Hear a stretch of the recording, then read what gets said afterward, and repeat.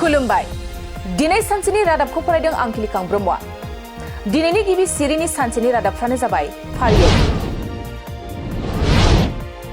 जनाय बियाबनि एमएलए भुबन पेगुआ धेमाजि जिल्ला जनायनि गुबुन गुबुन पन्चायतफ्राव मोनसे आदर्श सोलोंथायारि आबहावा सोरजिनायजों लोगोसे लाइमोन फरायसाफोरनो गुन गोनां सोलोंथाइ होनायनि थांखिजों आसाम सरकारनि सोलोंथाइ बिफानजों लुजानाय डिजिटेल बिजाब बाख्रिखौ बेखेवो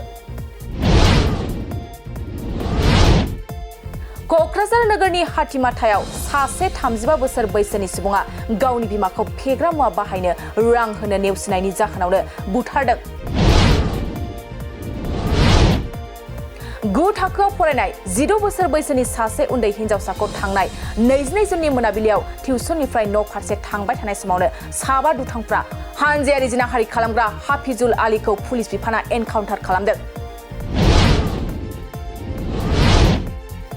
भारत आरो भुटान सीमा सेराव थानाय ओनसोलफोरनि माखासे जेंनाफोरखौ लानानै भुटान इन्डिया फ्रेन्डशिप एसोसिएशननि गाहाय नेहाथारि दावा पेन्जरा एसएसबिनि बिबानगिरिफोरजों लोगोसे बिटिआरनि हा आरो हाग्रा बिफाननि मावफुं सोद्रोमा इएम रन्जित बसुमतारिजों गोथौ आरो गुवारै मोनसे सावरायलायनाय हाबाफारि लादों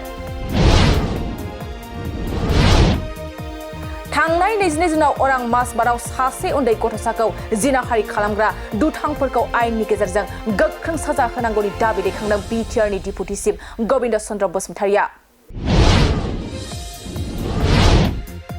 क'क्राझार सहरनि एक्सिस बेंक खाथियाव सासे सुबुंनिफ्राय सानै सिनाय मोनै दुथाङा गोबां लाख रांनि बेगखौ सिख'नानै लानानै खारदों थांनाय समाव बेसेन लायाजासे मेगननि बेराम नायबिजिरनाय मावबादा लानायनि गेजेरजों चिरां जिल्लानि दाब दाब जायगानि सा 50निबो बारा सुबुंफोरखौ अदालगुरि जिल्लायाव थानाय बड'लेण्ड नेत्रालया देहा फाहामसालियाव दैथायहरनानै मेगन नुयैखौ मोजां खालामनो फाहामथाय खालामदोंमोन आरो फाहामथाय लाखांनाय एबा मेगन अपारेशन खालामजाखांनाय सुबुंफोरखौ डक्टर सांग्रां ब्रह्मआ खौरां लाहैदों आरो सावरायलायदों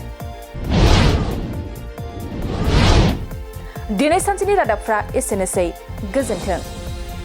गोजोनथाव खौरां क'क्राझार सहरनि जेडि र'डजों नांजाबनाय गोजोनपुरी रयेल एनफिल्ड श'रुमनि गोजौआव थानाय सेन्ट्रेल भारत सेबक समाजजों गनायथि होजानाय आइएफआ बिएम इनस्टिट्युट अफ पेरामेडिक्सआ नोंथांमोननो लानानै फैदों देहा जोथोन लाखिनायनि माखासे आयदा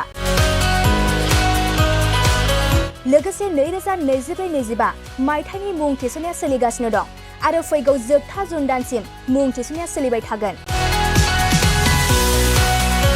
12 एबा एचएसनि उथ्रिसारनाय बिजाथि एबा फरायसाफोरा बे पेरामेडिक्सआव गावारि सोलोंथाइखौ लानो हागोन क'क्राझार सहरनि गोजोनपुरी एबा गांजिमा बाजारजों नांजाबनाय आइएफआ बिएम इनस्टिट्युट अफ पेरामेडिक्सआ नोंथांमोननि थाखाय गोदान मुं थिसननाय आयदाफोरा जाबाय medical laboratory technology first aid patient care and assistant nursing OT technician ICU technician radiology technician बेफोर कर्सखौ 2 बोसोरनि गेजेरावनो आबुं खालामनानै बीएसएस जों गनायथि होजानाय डिप्ल'माखौ लानो हागोन लोगोसे गासैबो डिप्ल'माखौ लानायनि उनाव सोरखारि साख्रि मोननायनि सुबिदाबो दं